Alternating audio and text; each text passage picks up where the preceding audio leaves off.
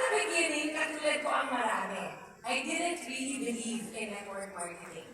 Because, like most, na-expose na ako sa mga negative. That some companies, they make promises, tapos in a little few months, crash and burn naman. If you know, then you know my story. Kaya huwag na natin balikan. Pero kaya siguro it took me so long to be convinced.